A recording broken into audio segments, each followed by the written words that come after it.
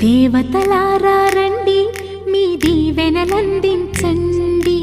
నోచిన నోములు పండించే నా తోడును పంపించండి. కలలో ఇలలో ఏ కన్నెకి ఇలాంటి పతిరాడనిపించే వరుణ్ణే వరముగ